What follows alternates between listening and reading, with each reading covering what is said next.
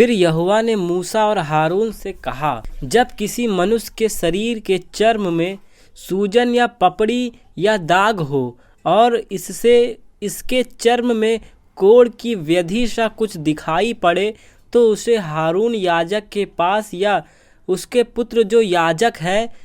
उनमें से किसी के पास ले जाए। जब याजक उसके चर्म की व्याधि को देखे और यदि उस व्याधि के स्थान के रोग उजले हो गए हों और व्याधि चर्म से गहरी दिखाई पड़े, तो वह जान ले कि कोढ़ की व्याधि है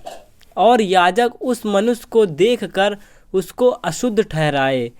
पर यदि वह दाग उसके चर्म में उजला हो तो, परंतु चर्म किसे गहरा ना देख पड़े और न वह रोए उजले हो गए हों, तो याजक उसको 7 दिन तक बंद कर रखे और 7वें दिन याजक उसको देखे और यदि वह व्याधि जैसे कि तैसी बनी रहे और उसके चर्म में न फैली हो, तो याजक उसको और भी 7 दिन तक बंद कर रखे और 7वें दिन याजक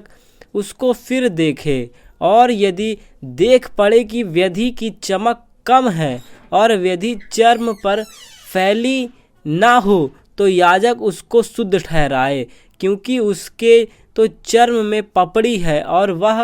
अपने वस्त्र धोकर शुद्ध हो जाए। पर यदि याजक की उस जांच के पश्चात जिसमें वह शुद्ध ठहराया गया था वह पपड़ी उसके चर्म पर बहुत फैल जाए, तो वह फिर याजक को दिखाया जाए। और यदि याजक को देख पड़े कि पपड़ी चर्म में फैल गई है, तो वह उसको अशुद्ध ठहराए, क्योंकि वह कोढ़ ही है। यदि कोढ़ की सी व्याधि किसी मनुष्य के हो, तो वह याजक के पास पहुंचाया जाए और याजक उसको देखे और यदि वह सूजन उसके चर्म में उजली हो और उसके कारण रोए भी उजले हो गए हों और सूजन में बिना चर्म का मांस हो, तो याजक जाने कि उसके चर्म में पुराना कोढ़ है, इसलिए वह उसको अशुद्ध ठहराए और बंद ना रखे, क्योंकि वह अशुद्ध है। और यदि कोढ़ किसी चर्म से फूट कर यहाँ तक फैल जाए कि जहाँ कहीं याजक देखे रोगी के सिर से पैर के तलवे तक कोढ़ ने सारे चर्म को छा लिया है, तो याजक ध्यान से देखे और यदि कोढ़ ने उसके सारे शरीर को छा लिया है, तो वह उस व्यक्ति को शुद्ध ठहराए और उसका शरीर जो बिल्कुल उजला हो गया है वह शुद्ध ही ठहरे। पर जब उसमें चर्महीन मांस देख पड़े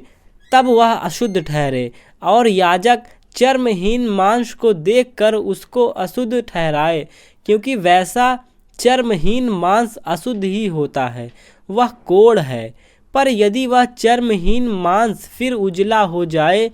तो वह मनुष्य याजक के पास जाए और याजक उसको देखे और यदि वह व्याधि फिर से उजली हो गई हो, तो याजक रोगी को शुद्ध जाने वह शुद्ध है। फिर यदि किसी के चर्म में कोढ़ होकर चंगा हो गया हो और फोड़े के स्थान में उजली सी सूजन या लाली लिए हुए उजला दाग हो, तो वह याजक को दिखाया जाए और याजक उस सूजन को देखे और यदि वह चर्म से गहरा दिखाई पड़े और उसके रोए भी उजले हो गए हों, तो याजक यह जानकर उस मनुष्य को अशुद्ध ठहराए, क्योंकि वह कोढ़ की व्याधि है जो फोड़े से फूट कर निकली है। परंतु यदि याजक देखे कि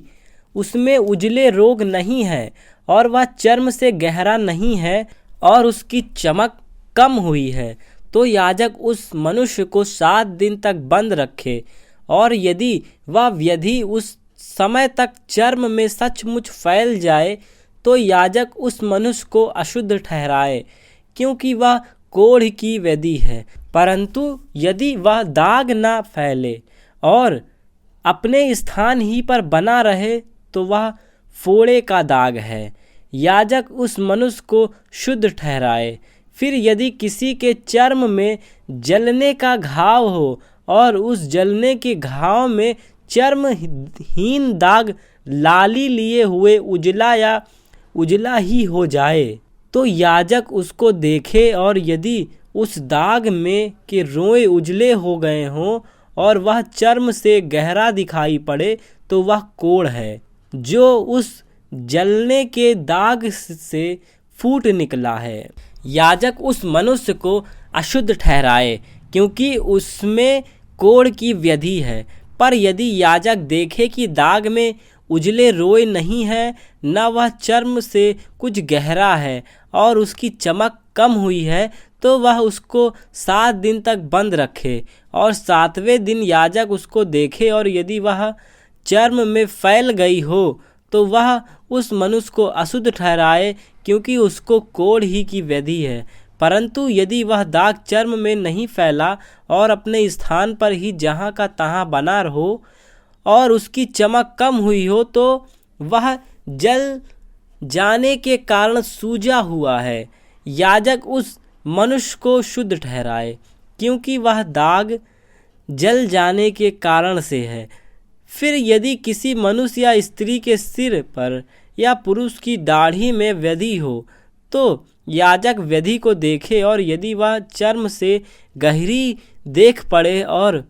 उसमें भूरे भूरे पतले बाल हों, तो याजक उस मनुष्य को अशुद्ध ठहराए। वह व्याधि सेहुआ अर्थात सिर या दाढ़ी का कोढ़ है। और यदि याजक सेहुआ की व्याधि को देखे कि वह चर्म से गहरी नहीं है, तो उसमें काले काले बाल नहीं है, तो वह सेहुए की रोगी को 7 दिन तक बंद कर रखे और 7वें दिन याजक व्याधि को देखे। तब यदि वह सेहुआ फैला ना हो और उसमें भूरे भूरे बाल ना हो और सेहुआ चर्म से गहरा ना देख पड़े, तो यह मनुष्य मुंडा हो जाए, परंतु जहाँ सेहुआ हो वहाँ ना मूड़ा जाए। याजक उस सेहुआ वाले को और भी 7 दिन तक बंद करे और 7वें दिन याजक सेहुआ को देखे और यदि वह चर्म में फैला ना हो और चर्म से गहरा ना देख पड़े, तो याजक उस मनुष्य को शुद्ध ठहराए और वह अपने वस्त्र धो के शुद्ध ठहरे। पर यदि उसके शुद्ध ठहरने के पश्चात सेहुआ चर्म में कुछ भी फैले, तो याजक उसको देखे और यदि वह चर्म में फैला हो, तो याजक भूरे बाल ना ढूंढे, क्योंकि वह मनुष्य अशुद्ध है। परंतु यदि उसकी दृष्टि में वह सेहुआ जैसे का तैसा बना हो और उसमें काले काले बाल जमे हों, तो वह जाने की सेहुआ चंगा हो गया है और वह मनुष्य शुद्ध है। याजक उसको शुद्ध ही ठहराए। फिर यदि किसी पुरुष या स्त्री के चर्म के उजले दाग हों, तो याजक देखे और यदि उसके चर्म में वे दाग कम उजले हों, तो वह जाने कि उसको चर्म में निकली हुई दाद ही है, वह मनुष्य शुद्ध ठहरे। फिर जिसके सिर के बाल झड़ गए हों, तो जानना कि वह चंदुला तो है परंतु शुद्ध है, और जिसके सिर के आगे के बाल झड़ गए, तो वह माथे का चंदुला है परंतु शुद्ध है। परंतु यदि चंदुले सिर पर या चंदुले माथे पर लाली लिए हुए उजली व्याधि हो, तो जानना कि वह उसके चंदुले सिर या चंदुले माथे पर निकला हुआ कोढ़ है। यदि याजक उसको देखे और यदि व्याधि की सूजन उसके चंदुले सिर या चंदुले माथे पर ऐसी लाली लिए हुए उजली हो जैसे चर्म के कोढ़ में होता है, तो मनुष्य कोढ़ी है और अशुद्ध है, और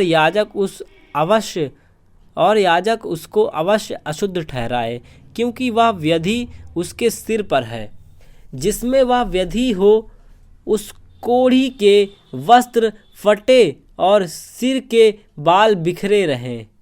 और वह अपने ऊपर वाले होठ को ढांपे हुए अशुद्ध अशुद्ध पुकारा करे। जितने दिन वह व्याधि उसमें रहे उतने दिन तक वह अशुद्ध ठहरेगा और वह अशुद्ध ठहरा रहे, इसलिए वह अकेले रहा करे, उसका स्थान छावनी के बाहर हो। फिर जिस वस्त्र में कोढ़ की व्याधि हो, चाहे वह वस्त्र ऊन का हो चाहे सनी का, वह व्याधि चाहे उस सनी या ऊन के वस्त्र के तने में हो चाहे बने में, यह वह व्याधि चमड़े में या चमड़े की बनी हुई किसी वस्तु में, यदि वह व्याधि किसी वस्त्र के चाहे तने में चाहे बने में या चमड़े में या चमड़े की किसी वस्तु में हरी हो या लाल सी हो, वह जानना कि वह कोढ़ की व्याधि है और वह याजक को दिखाई जाए, और याजक व्याधि को देखे और व्याधि वाली वस्तु को 7 दिन के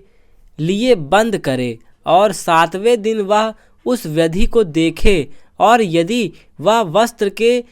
चाहे तने में चाहे बने में या चमड़े में या चमड़े की बनी हुई किसी वस्तु में फैली हो, तो जानना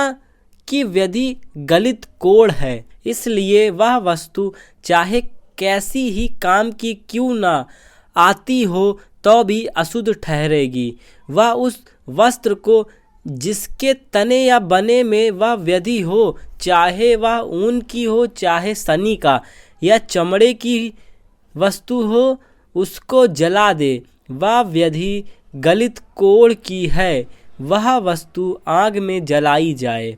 यदि याजक देखे कि वह व्याधि उस वस्त्र के तने या बने या चमड़े की उस वस्तु में नहीं फैली, तो जिस वस्तु में व्याधि हो उसके धोने की आज्ञा दे, तब उसे और भी 7 दिन तक बंद कर रखे, और उसके धोने के बाद याजक उसको देखे, और यदि व्याधि का ना तो रंग बदला हो और ना व्याधि फैली हो, तो जानना कि वह अशुद्ध है,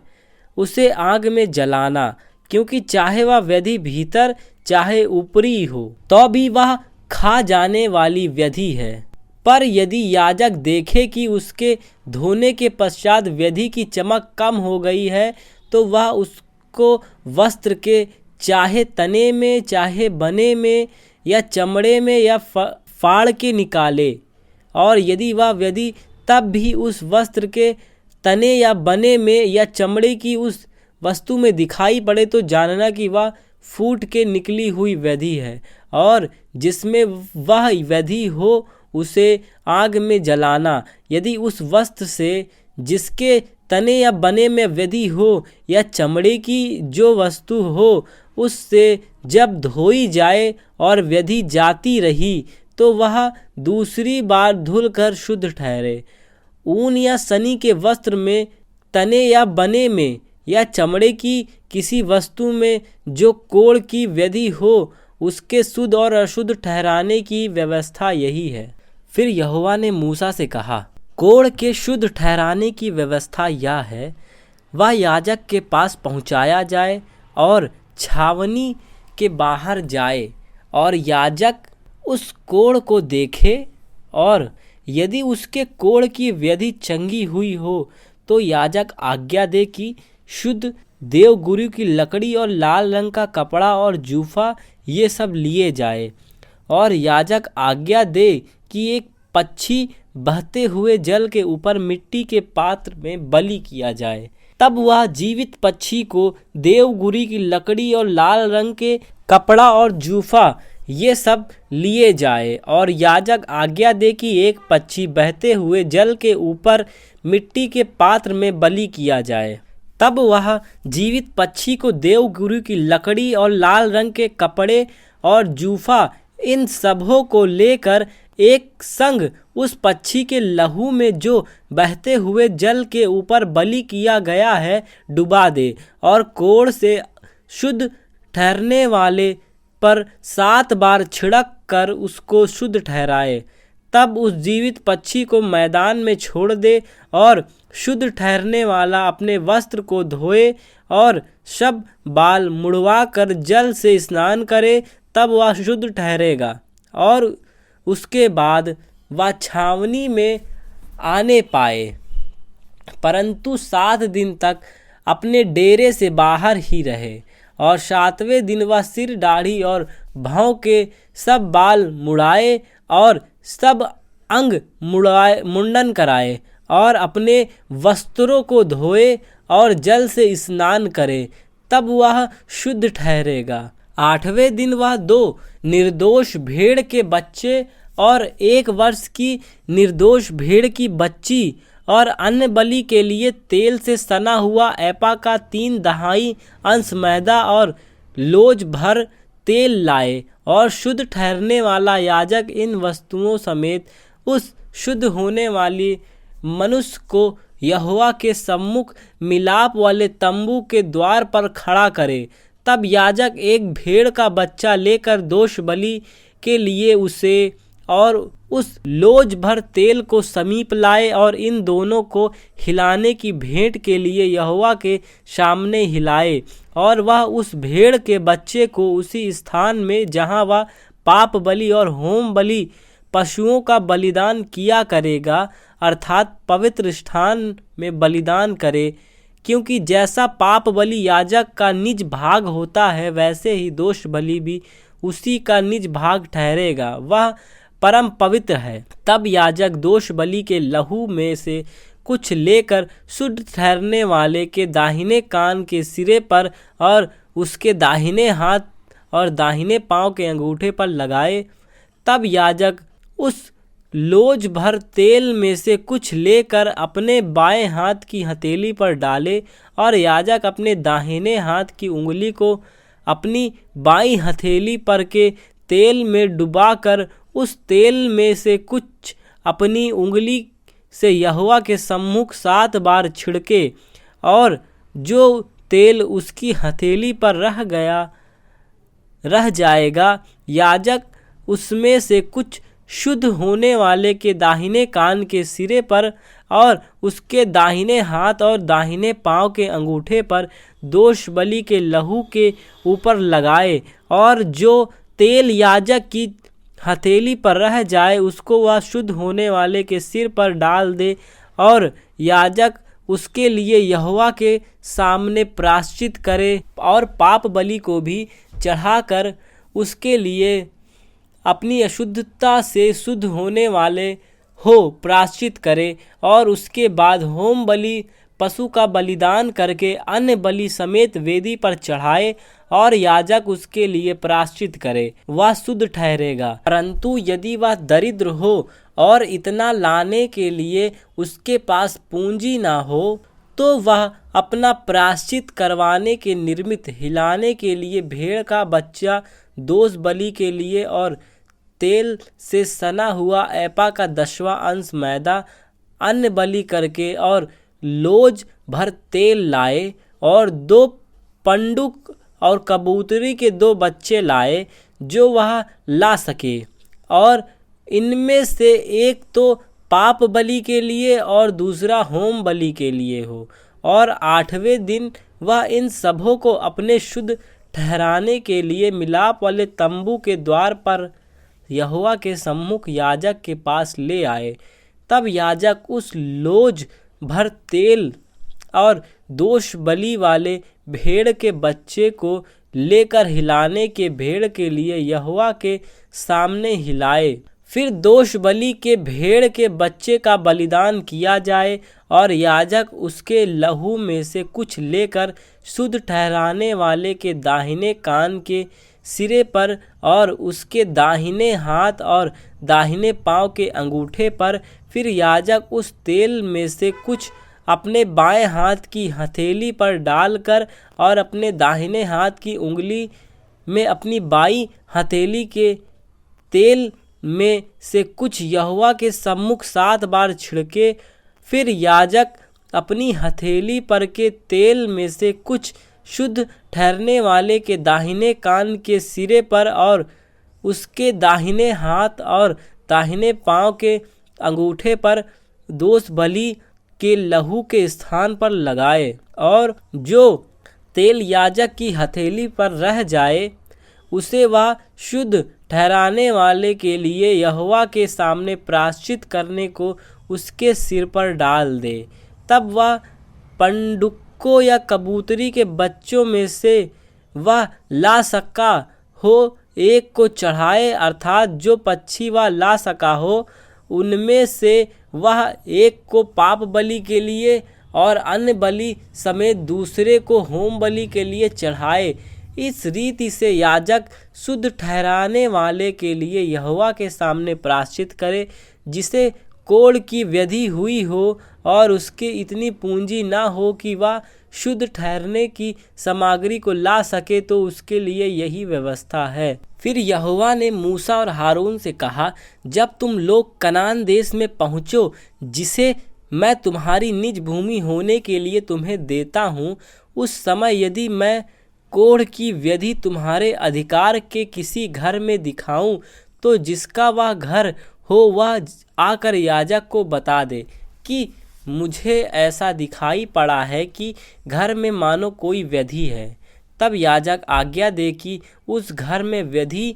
देखने के लिए मेरे जाने से पहले उसे खाली करो। कहीं ऐसा ना हो कि जो कुछ घर में हो वह सब अशुद्ध ठहरे। और पीछे याजक घर देखने को भीतर जाए, तब वह उस व्यधि को देखे, और यदि वह व्यधि घर की दीवारों पर हरी हरी या लाल लाल मानो खुदी हुई लकीरों के रूप में हो और ये लकीरें दीवार में गहरी देख पड़ती हों, तो याजक घर से बाहर द्वार पर जाकर घर को 7 दिन तक बंद कर रखे और 7वें दिन याजक आकर देखे, और यदि वह व्यधि घर की दीवारों पर फैल गई हो तो याजक आज्ञा दे कि जिन पत्थरों को व्यधि है उन्हें निकाल कर नगर से बाहर किसी अशुद्ध स्थान में फेंक दे, और वह घर के भीतर ही भीतर चारों ओर खुरचवाए, और वह खुरचन की मिट्टी नगर से बाहर किसी अशुद्ध स्थान में डाली जाए और उस पत्थरों के स्थान में और दूसरे पत्थर लेकर लगाएं, और याजक ताज़ा गारा लेकर घर की जुड़वाई करे। यदि पत्थरों के निकाले जाने और घर के खुरचने और लेसे जाने के बाद वह व्यधि फिर घर में फूट निकले, तो याजक आकर देखे, और यदि वह व्यधि घर में फैल गई हो तो वह जान ले कि घर में गलित कोढ़ है, वह अशुद्ध है, और वह सब गारे समेत पत्थर, लकड़ी और घर को खुदवा कर गिरा दे, और उन सब वस्तुओं को उठवाकर नगर से बाहर किसी अशुद्ध स्थान में फिकवा दे। और जब तक वह घर बंद रहे तब तक यदि कोई उसमें जाए तो वह सांझ तक अशुद्ध रहे। और जो कोई उस घर में सोए वह अपने वस्त्रों को धोए, और जो कोई उस घर में खाना खाए वह भी अपने वस्त्र को धोए। पर यदि याजक आकर देखे कि जब से घर लेसा गया है तब से उसमें व्यधि नहीं फैली, तो यह जानकर कि वह व्यधि दूर हो गई है, घर को शुद्ध ठहराए, और उस घर को पवित्र करने के लिए 2 पक्षी, देवगुरु की लकड़ी, लाल रंग का कपड़ा, जूफा लाल, और 1 पक्षी बहते हुए जल के ऊपर मिट्टी के पात्र में बलिदान करे। तब वह देवगुरु की लकड़ी, लाल रंग के कपड़े और जूफा और जीवित पक्षी, इन सबों को लेकर बलिदान किए हुए पक्षी के लहू में और बहते हुए जल में डुबा दे, और उस घर पर 7 बार छिड़के। इस प्रकार वह पक्षी के लहू और बहते हुए जल और जीवित पक्षी और देवगुरु की लकड़ी और जूफा और लाल रंग के कपड़े के द्वारा घर को पवित्र करे। तब वह जीवित पक्षी को नगर से बाहर मैदान में छोड़ दे। इस रीति से वह घर के लिए प्रायश्चित करे, तब वह शुद्ध ठहरेगा। सब भांति के कोढ़ की व्यधि और सिहुआ और वस्त्र और घर के कोढ़ और सूजन और पपड़ी और दाग के विषय में शुद्ध और अशुद्ध ठहराने की शिक्षा देने की व्यवस्था यही है। सब प्रकार के कोढ़ की व्यवस्था यही है। फिर यहोवा ने मूसा और हारून से कहा, इज़राइलियों से कहो कि जिस जिस पुरुष के प्रमेय हो तो वह प्रमेय के कारण अशुद्ध ठहरे। वह चाहे बहता रहे, चाहे बहना बंद भी हो तो भी उसकी अशुद्धता बनी रहेगी। जिसके प्रमेय हो वह जिस जिस बिछौने पर लेटे वह अशुद्ध ठहरे, और जिस जिस वस्तु पर वह बैठे वह भी अशुद्ध ठहरे। और जो कोई उसके बिछौने को छुए वह अपने वस्त्रों को धोकर जल से स्नान करे और सांझ तक अशुद्ध ठहरा रहे। और जिसके प्रमेय हो वह जिस वस्तु पर बैठे उस पर जो कोई बैठे वह अपने वस्त्र को धोकर जल से स्नान करे और सांझ तक अशुद्ध ठहरा रहे। और जिसके प्रमेय हो उससे जो कोई छू जाए वह अपने वस्त्र को धोकर जल से स्नान करे और सांझ तक अशुद्ध रहे। और जिसके प्रमेय हो यदि वह किसी शुद्ध मनुष्य पर थूके तो वह अपने वस्त्र को धोकर जल से स्नान करे और सांझ तक अशुद्ध रहे। और जिसके प्रमेय हो वह सांवरी की जिस वस्तु पर बैठे वह अशुद्ध ठहरे। और जो कोई किसी वस्तु को जो उसके नीचे रही हो छू जाए वह सांझ तक अशुद्ध ठहरी रहे। और जो कोई ऐसे किसी वस्तु को उठाए वह अपने वस्त्रों को धोकर जल से स्नान करे और सांझ तक अशुद्ध रहे। जिसके प्रमेय हो वह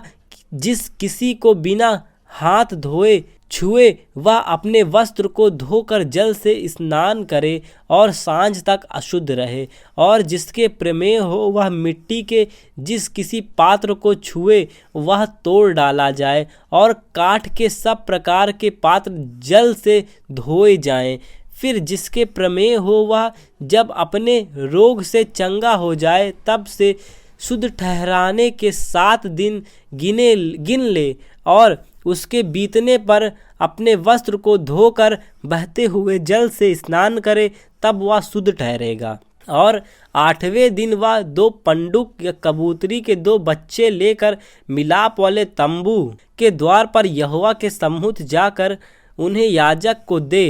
तब याजक उनमें से एक को पाप बलि दूसरे को होम बलि के लिए भेंट चढ़ाए और याजक उसके लिए उसके प्रमेह के कारण यहोवा के सामने प्रायश्चित करे। पर यदि फिर किसी मनुष्य का वीर स्खलित हो जाए तो वह अपने सारे शरीर को जल से धोए और सांझ तक अशुद्ध रहे। और किसी वस्त्र या चमड़े पर वीर पड़े वह जल से धोया जाए और सांझ तक अशुद्ध रहे। जब कोई पुरुष स्त्री से प्रसंग करे तो वे दोनों जल से स्नान करें और सांझ तक अशुद्ध रहें। फिर जब कोई स्त्री स्त्रुमती रहे तो वह 7 दिन तक अशुद्ध ठहरी रहे, और जो कोई उसको छुए वह सांझ तक अशुद्ध रहे। और जब तक वह अशुद्ध रहे तब तक जिस वस्तु पर वह लेटे और जिस पर वह बैठे वे सब अशुद्ध ठहरे। और जो कोई उसके बिछौने को छुए वह अपने वस्त्र धोकर जल से स्नान करे और सांझ तक अशुद्ध रहे। और जो कोई किसी वस्तु को छुए जिस पर वह बैठी हो वह अपने वस्त्र धोकर जल से स्नान करे और सांझ तक अशुद्ध रहे। और यदि बिछौने या अन्य किसी वस्तु पर जिस पर वह बैठी हो छूने के समय उसका रुधिर लगा हो तो छूने हार सांझ तक अशुद्ध रहे। और यदि कोई पुरुष उससे प्रसंग करे और उसका रुधिर उसके लग जाए तो वह पुरुष 7 दिन तक अशुद्ध रहे, और जिस बिछौने पर वह लेटे वे सब अशुद्ध ठहरे। फिर यदि किसी स्त्री के अपने मासिक धर्म के नियुक्त समय से अधिक दिन तक रुधिर बहता रहे या उस नियुक्त समय से अधिक समय तक ऋतुमती रहे तो जब तक वह ऐसी दशा में रहे तब तक वह अशुद्ध ठहरी रहे। उसके ऋतुमती रहने के सब दिनों में जिस बिछौने पर वह लेटे सब उसके मासिक धर्म के बिछौने के समान ठहरे, और जिस वस्तु पर वह बैठे वे भी उसके ऋतुमती रहने के दिनों के समान अशुद्ध ठहरें, और जो कोई उन वस्तुओं को छुए वह अशुद्ध ठहरे। इसलिए वह अपने वस्त्रों को धोकर जल से स्नान करे और सांझ तक अशुद्ध रहे। पर जब वह स्त्री अपने ऋतुमती से शुद्ध हो जाए, तब से वह 7 दिन गिन ले, और उन दिनों के बीतने पर वह शुद्ध ठहरे। फिर 8वें दिन वह 2 पंडुक या कबूतरी के 2 बच्चे लेकर मिलाप वाले तंबू के द्वार पर याजक के पास जाए। तब याजक एक को पाप बलि, दूसरे को होम बलि के लिए चढ़ाए, और याजक उसके लिए उसके मासिक धर्म की अशुद्धता के कारण यहोवा के सामने प्रायश्चित करे। इस प्रकार से तुम इज़राइलियों को उनकी अशुद्धता से अलग कर रखो, कहीं ऐसा ना हो कि वे यहोवा के निवास को जो उनके बीच में है अशुद्ध करके अपनी अशुद्धता में फांसे हुए मर जाएं। जिसके प्रमेय हो और जो पुरुष वीर स्खलित होने से अशुद्ध हो, और जो स्त्री ऋतुमती हो, और क्या पुरुष क्या स्त्री जिस किसी के धातु रोग हो, और जो पुरुष अशुद्ध स्त्री से प्रसंग करे, इन सबों के लिए यही व्यवस्था है।